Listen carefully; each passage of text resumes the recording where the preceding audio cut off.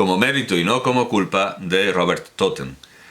De acuerdo con sus continuas lamentaciones, parece que deberíamos considerar su Dune como algo parecido a Jodorowsky's Dune de Frank Pavich de 2013, documental producido, por cierto, y entre otras compañías, por Jododune. Evidentemente, Jododune viene el Dune de Jodorowsky. Puede decirse que el estilo definitivo de David Lynch se consagra con Terciopelo Azul. ¡Qué bien! Viene todo en riguroso orden, como debe ser. Terciopelo Azul, de 1986. Por cierto, en Dune el material extra parece no existir, ya que es una película bastante larga y en alguna edición de lujo en caja metálica en España, que por cierto tengo y debería haberlo mostrado, pues ocupa dos discos y aquí ocupa solo uno, así que parece ser que no contiene ningún material extra, porque no cabía. En cuanto a Terciopelo Azul, bueno, sí, algo contendrá, pero... Ah, sí, aquí está, no lo pone al final. Contiene el documental Mysteries of Love, escenas eliminadas, Siskel and Ebert at the Movies, 1986, es decir, el programa de crítica cinematográfica de Roger Ebert dedicado a esta película, galería fotográfica, bien, anuncios televisivos, pero no sé si anuncios televisivos de Terciopelo Azul, y el tráiler, el anuncio original en salas cinematográficas. O sea, es siempre material extra relacionado con... Bueno, sí, efectivamente... no, sí. Hay también material extra en Dune, que es el anuncio para los Estados Unidos, que será un desastre como todos los anuncios para los Estados Unidos, que hacen parecer que las películas no son lo que son. Una galería fotográfica y, eso sí, escenas eliminadas, pero claro, muchas menos escenas eliminadas de las que le gustaría recuperar a David Lynch. Claro, es que aquí los extras aparecen indicados en una parte distinta de la página. En El hombre elefante los extras son Joseph Merrick, el hombre elefante real, una galería fotográfica, filmografías y tal, vamos, muy poquito, se han esforzado muy poco. Aquí, bueno, pues sí, hay escenas eliminadas, y en teoría son al final 5 horas de material extra, y son 10, claro, entonces media hora de extras por cada, y alguno tendrá poco o nada, como en el caso de Dune, que solo tiene escenas eliminadas. Terciopelo Azul, de 1986. Odio hablar como un profesor y desde luego ya me molesta leer estas notas con un estilo que parece el de Juan Manuel de Prada o peor, el de María Cárcava en Lágrimas en la lluvia, este estilo calmado, o incluso que Antonio Gasset Dubois o Dubois con un teleprompter más bajo que él, porque yo tengo que tomar las notas del ordenador y él puede mantener la mirada altiva y erguida. Pero al margen de que estas notas las tengo que leer, porque las escribí anoche del tirón antes de que me llegara esta caja y preveía que no iba a tener hoy las neuronas muy a punto, por lo tanto digo, nada, yo lo escribo, lo dejo hecho, así no se me olvida nada. Y lo leo, pero también odio, no solo odio leer notas, sino odio hablar como un profesor que quiere que sus enumeraciones caóticas se estudien y se memoricen. Pero necesito explicar algunas características de este estilo, sin pretender exigir, por supuesto, que los estudiantes de cine las canten. Práctica esta de cantar las lecciones que tanto disgustaba a Julio César y que con todo lo que era César siguió haciéndose en realidad hasta nuestros días. Claro, que lo hagan los estudiantes de Derecho que quieren ser letrados del Consejo de Estado y se aprendan todos los códigos, bueno, pues bien, tiene algo de sentido, pero que lo haga un estudiante de audiovisuales, de camarografía, de cinematografía, de historia del cine. Claro, en este tipo de asignaturas ya nos movemos en lo que es ocio y entretenimiento, y que podría hacer cualquiera este trabajo. Todo el mundo puede hablar de películas y todo el mundo puede hablar de novelas. Desde luego que no corra la voz, pero eso no son trabajos, es ocio, como la propia palabra scholé, escuela, indica en griego. Una característica de este estilo es la distinción interior-exterior, tan importante en tradiciones poéticas como la china, la tamil o la malgache.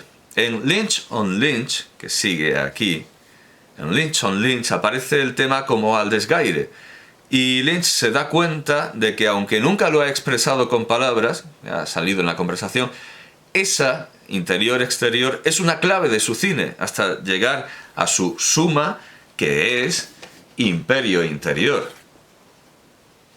Imperio Interior. Del año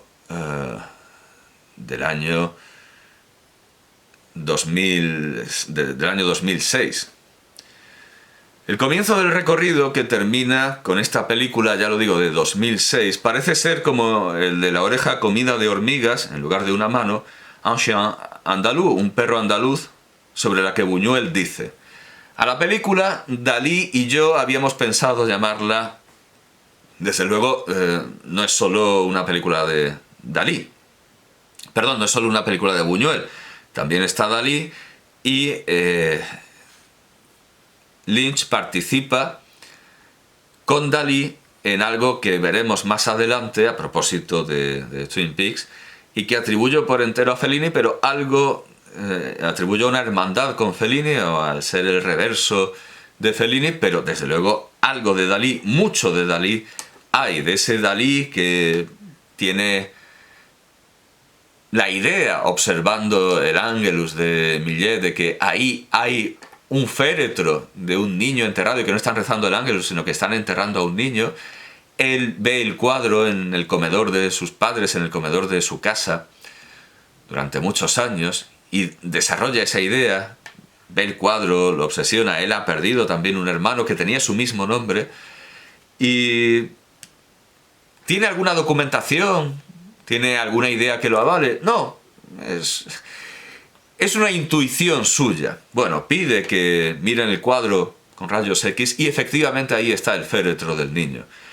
Esa observación que descubre una realidad oculta no solo la comparte con Fellini, por supuesto, sino que Dalí influye. O si no influye, Lynch comparte con Dalí ese espíritu observador revelador, ese espíritu observador que revela. Bueno, pues Buñuel sobre un chien andaluz, un perro andaluz, decía: a la película Dalí y yo habíamos pensado llamarla Es peligroso asomarse al interior, al revés de lo que se advierte en las ventanillas de los trenes. Es peligroso asomarse al exterior. Esto nos pareció muy literario. Sin embargo, nuevamente podemos aceptar lo que dice el propio Lynch, que nunca vio una sola película de Buñuel, aunque evidentemente para un estudiante de cine no hace falta ver las películas para conocerlas. La mayoría de los españoles conocen El Quijote y no lo han leído. A partir de este punto habrá que relacionar el cine de Lynch con otro maestro que sí conoció bien, ya me he adelantado antes, tanto fílmica, ya me he adelantado al hablar de Dalí, desde luego hay hermandad con Fellini, pero en esta observación reveladora también con Dalí. Otro maestro que sí conoció bien, tanto fílmica como personalmente, hasta su muerte, y que, como hemos dicho, expresaba que le gustaba Buñuel sin haber visto ninguna película suya: Federico Fellini. Federico Fellini es el director que más tiene que ver con David Lynch. De entrada, ambos empiezan sin saber dónde van a llegar. Esto ocurría también con Luis Buñuel o Fernando Arrabal. Sus directores artísticos y de fotografía se quejaban de que se esforzaban en enfocar imágenes cuidadamente estéticas y luego llegaban los directores y les cambiaban todo. Aunque hay mucho de apariencia en esto. Cuenta Marcello Mastroianni en Marcello Mastroianni, mi ricordo, sí, io mi ricordo, de Anna Maria Tatò, de 1997, o sea, Marcello Mastroianni, me acuerdo, sí, yo me acuerdo. Cuenta en esta película documental de 1997, o autobiográfica, que después de decirle Fellini que el productor quería a Paul Newman, pero que Paul Newman era demasiado importante y que él quería una cara cualquiera, Mastroianni recuerda haber dicho, para darse tono, para responder un poco a esa provocación, que quería ver el guión. Y entonces Fellini llamó a Ennio Flaiano. Ven, que Marcello quiere ver el guión. Y Flaiano vino con una carpeta, una enorme carpeta, y se la dio. Estaba toda llena de folios en blanco. Folios en blanco, todos en blanco. Menos uno, que contenía un dibujo de Fellini en el que salía nadando un hombre con un gran falo que tocaba el lecho marino y en torno al cual danzaban unas sirenas.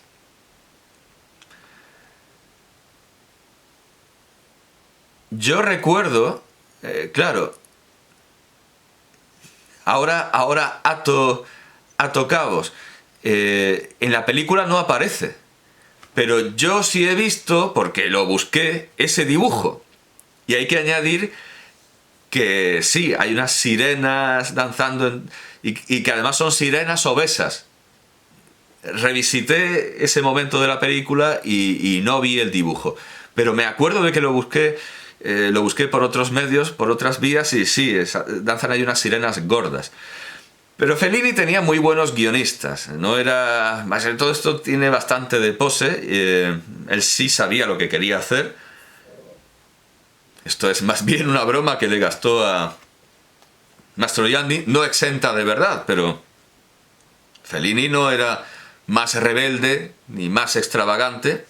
No nos vamos a cansar de mostrar la senda de una tradición que Charles Chaplin, que rodaba sin guión y gastando cantidades escandalosas de película, sin que jamás los resultados desmintieran su técnica. Y aquí se bifurca el parentesco entre Fellini y Lynch.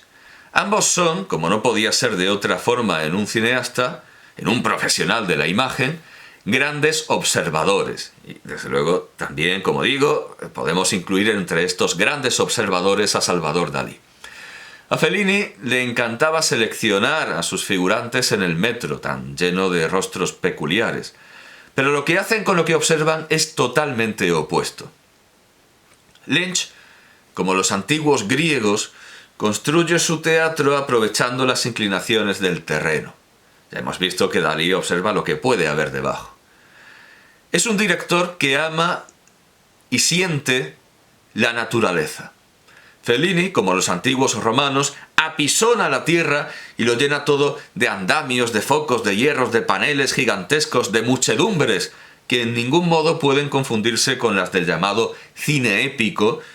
¿Por qué? Pues por su abundancia de rostros peculiares. Esto lo distingue de una película de Mann, a las que dirige con un altavoz, o desde una torre con un altavoz. Es todo arquitectónico, colosal, teatral. Todo está lleno de estructuras colosales que no importa que se queden ajadas y arruinadas con el viento pasando entre ellas, porque eso es su película. Fellini necesita toda una ciudad en la antigua Roma, Cinecittà. Es un director que siente la ciudad, que muy raramente sale al campo, y cuando su historia se sube a un árbol, aparece convenientemente la monja enana para hacer que baje.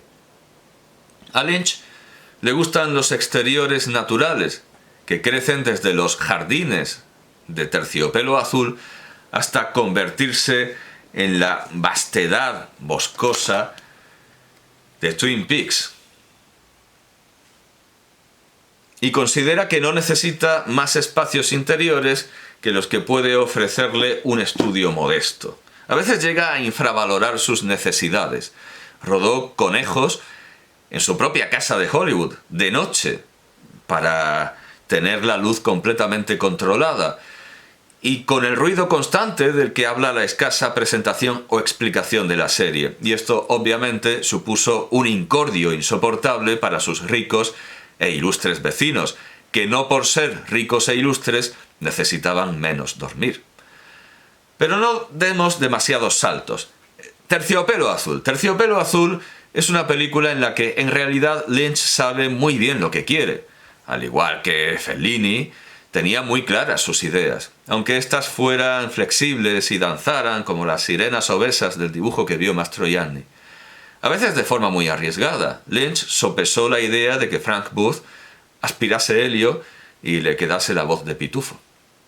Pero sí tenía firmemente claro el papel que había de atribuirse a la música, en especial la de Roy Orbison, que se discute por extenso en Lynch on Lynch, en Lynch sobre Lynch, y la naturaleza del personaje de Frank Booth. He visto a Ernesto Castro analizar el cine de Lynch comparándolo con la película Abre los ojos de Alejandro Amenábar de 1997 y diciendo que Lynch es un autor macho y que Amenábar no tanto. Entiéndase macho, por supuesto, como un remoquete infamante, como una descalificación. No se usa macho como en botánica. No. Macho ahora es un equivalente de machista. Es malo por naturaleza. Yo no lo uso así, pero sí lo usa Castro. Pero al margen de que Abre los ojos no tiene ningún valor, y no es más que, como juiciosamente repite Camilo de Ori, una versión aburrida de Total Recall de Paul Verhoeven de 1990, pero sin mujeres de 3 tetas, Ernesto Castro cae en la trampa ciertamente discriminatoria de suponer que tengo a mis alumnos, claro, reventados con copiar el romance de Abenamar, y algunos dicen, es que es muy largo. Ya sí, pero tiene usted que aprender a poner tildes, y el romance de Abenamar tiene tantos hiatos que es una auténtica maravilla para que se acuerden de cómo funcionan los hiatos. Amenábar, perdón, no el moro de la morería, sino el Amenábar de la amenavería. Supone Castro que Amenábar es menos macho, no lo sé, por ser homosexual, cuando la caracterización de sus personajes femeninos es claramente misógina. Propone una dualidad maniquea entre la donna angelicata, una mujer sumisa, apacible, la belle dame sans merci, una auténtica arpía, una bruja, y además nos da el hecho consumado de que ambas acaban resultando un fastidio.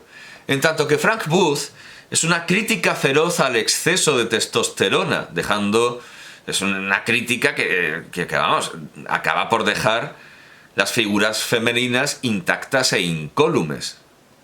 Cuando Dennis Hopper se entusiasmó con el personaje y le dijo a Lynch que lo quería porque él era así, esto está en Lynch sobre Lynch, Lynch dijo, espero que no, porque no quería tener a alguien como Frank Booth cerca. Por otro lado, había construido esa historia y no había más remedio sino que alguien hiciera el papel y que de alguna manera se le pareciera, aunque ojalá no fuera, aunque ojalá no durara este parecido más allá del plató, ojalá no fuera así fuera del plató. El que Frank Booth, un personaje ridículo, aun sin voz pitufada, pueda ser un modelo de masculinidad o de cualquier otra cosa, es algo que solo cabe en mentes alejadas del espectro de la sensatez. Muchas son las películas que han tomado no ya al personaje, sino a la película y su estilo como modelo. Desde Red Room, de Tony Zarindust, de 1992, hasta El detective y la muerte, de Gonzalo Suárez, de 1994. En realidad no es un arco temporal tan vasto como parecía prometer el principio de la frase. Si tuviéramos que rastrear una película que haya prefigurado Terciopelo Azul, pensaría en Chinatown, de Roman Polanski, de 1974, donde encontramos al personaje excesivamente masculino interpretado por John Huston, a un detective que se arriesga demasiado, también encontramos unos secretos terribles y una mutilación. En 1988, David Lynch hizo 2 trabajos de encargo, que creo que se pueden ver con relativa facilidad, precisamente gracias a que pasaron a la propiedad de los comitentes. El Vaquero y el Francés, sobre los tópicos nacionales para Le Figaro, el diario, el periódico Le Figaro, el Figaro de París, y una campaña publicitaria para Calvin Klein, que convirtió en obras de arte y ensayos sobre textos de Gustave Flaubert, de David Herbert Lawrence, de Francis Scott Fitzgerald y Ernest Hemingway. También acudió a una fuente literaria, pero mucho más reciente, para su película Corazón Salvaje. Corazón Salvaje de 1990, con el excesivo e histriónico Nicolas Cage. Basada en la novela de Barry Gifford, de la que también saldría Perdita Durango, de Alex de la Iglesia, de 1997, donde confluyen personajes reales, los llamados por la prensa narcosatánicos, Adolfo de Jesús Constanzo y Sara Aldrete, cuya absurda creencia en la invisibilidad lograda por brujería recordaría a su vez a Bruja, más que bruja, de Fernando Fernán Gómez, de 1977. La urdimbre más evidente de esta película, que la relaciona con la tradición cinematográfica, se hace a partir de los hilos de The Wizard of Oz, El Mago de Oz, de Victor Fleming, de 1939, y las películas hechas para lucimiento de Elvis Presley. A su vez, Lynch hizo un vídeo para lucimiento del músico Chris Isaak, que participó en la banda sonora. No hemos explicado aún todos los rasgos importantes del estilo que ya puede llamarse con toda propiedad lynchiano, porque es en Twin Peaks, vaya, pensaba que habría otra portada, es en Twin Peaks, emitida en 1990, donde se ven algunos de ellos con más claridad. Desde luego esto ocurre con la colaboración con el músico Angelo Badalamenti, que recrea la de Fellini con Nino Rota, o la de Kieślowski con Zbigniew Preisna, o dado el origen de Badalamenti, con la mucho más sencilla de Larry David con Luciano Michelini, y antes con Jonathan Wolff en la serie de Jerry Seinfeld. Quizá sea un poco tarde para hacerlo, pero creo que es el momento oportuno para decir que quien busque en el cine de Lynch que se le responda a preguntas sencillas, quien quiera entenderlo para poder lucirse explicándolo a sus amigos, o simplemente poder demostrar que ha visto sus películas para impresionarlos, como dice haber hecho Rick en Rick y Morty, es mejor que se ahorre ese trabajo penoso que no debería identificarse con el ocio y el placer que, como la escuela, ha de representar el cine. El cine de Lynch no es una tabla de logaritmos ni algo que haya que entender. No es algo que está ahí y es así y hay que sabérselo, y tampoco es algo que haya que comprender, que haya que meditar, sino que está pensado como cualquier cine, salvo quizá el de Jörg Buttgereit, para ser disfrutado. E incluso el cine de Jörg Buttgereit puede ser disfrutado por gente como Richard Ramírez, el acechador de la noche, a quien nos imaginamos comiendo palomitas mientras veía Necromantic, por cierto, cuando ya estaba detenido. Por supuesto que si habent sua fata libelli, o como dirían los profesores rumanos, diciendo que el latín sin aspiración no es latín, habent sua fata libelli, lo mismo ocurre con las películas, y no todo es para todos. Twin Peaks surge de una idea visual, que esperaba que sirviera de portada, pero no, y por dentro todo esto es un caos. Sería muchísimo mejor que lo hubieran puesto con sobrecitos, como por ejemplo Fraggle Rock, que tengo por aquí en sobrecitos de papel. Eso es en lugar de estos plásticos, de los que al final... Bueno, en fin, Es una edición bastante económica, es la edición italiana, cuesta unos 30 euros, tiene 20 discos, contiene las tres... bueno, contiene la primera temporada, la segunda, las 18 partes de la serie evento, el retorno a Twin Peaks, escrita por los co-creadores de la serie y completamente dirigida por David Lynch. Dice que todavía 25 años después captura a los espectadores. Y bueno, mucho contenido extra. Es una edición de 2020. Todo esto es una edición de 2020. Se ha publicado por supuesto en inglés, en italiano, en alemán, en francés. La que me resultaba más económica era la italiana y bueno, pues he comprado la italiana. Además me va a resultar la más agradable para seguir. Bueno, no sé cómo serán los dobladores italianos, pero también viene en inglés, también viene en la lengua original.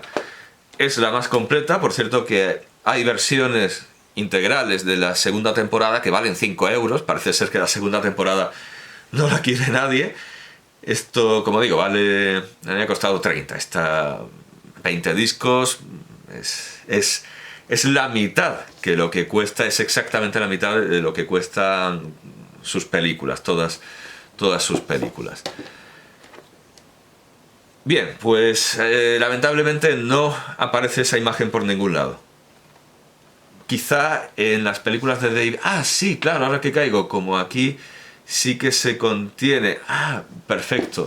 Como se contiene Fuego camina conmigo, bueno, pues tampoco sale la imagen del cadáver de Laura Palmer. Bueno, en fin. Bueno, con esto está Twin Peaks completo. La serie, los documentales, por así decirlo, ese retorno y la película. Fuego camina conmigo. Bueno, pues no aparece esa imagen, pero es fácil de hallar, es fácil de encontrar. También voy a citar alguna imagen importante que no voy a poder mostrar, a no ser... Ah, claro, ¿cómo no había caído? Puedo ponerlo como imagen de captura, como carátula de estos vídeos. De acuerdo, pondré esa imagen. Sí, tiene todo el sentido. Espero que YouTube no me la retire por exceso de violencia o se piense que es un cadáver de verdad. Esperemos que la censura no llegue a tanto. Como digo, Twin Peaks surge de una idea visual, la de una hermosa joven envuelta en un plástico lleno de rocío en mitad de un bosque. Esa es su trama, su cañamazo, su argumento. Todo lo demás viene a partir de la observación de esa imagen. Rem tene verba sequentur, que decía Catón el Viejo. La pregunta ¿quién mató a Laura Palmer?, con la que se presentaba la serie, acabó demostrándose completamente irrelevante. Había misterios mucho mayores en aquel lugar, como una señora que se paseaba con un tronco. Y además David Lynch tampoco tenía ni idea de quién mató a Laura Palmer. Él se puso a explorar el bosque y lo que había detrás.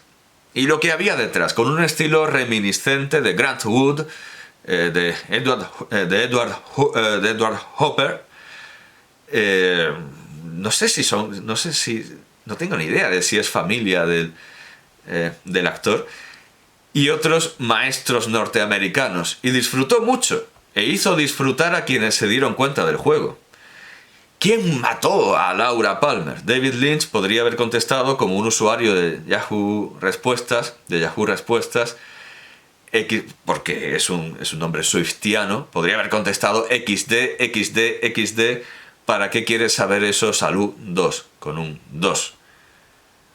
Decía José Guillermo García Valdecasas que un artista contemporáneo, para tener éxito, debía cumplir con 3 condiciones. Primero, hacer siempre lo mismo, lo que se llama estilo o crear marca o sello personal. Segundo, que lo que hiciera fuera absolutamente horrendo, para que no se pudiera confundir con errores involuntarios, con cuadros de comedor o aún peor, con saber pintar o esculpir. Tercero, que no se entendiera, porque al no entenderlo, el espectador se sentirá humillado y solo podrá librarse de esa humillación comprando la obra, poseyéndola, siendo su amo, estando por encima de la obra material, aunque no intelectualmente. Es cierto que algo de esta inquiridión del arte moderno se halla en Lynch. No se puede decir, ni mucho menos,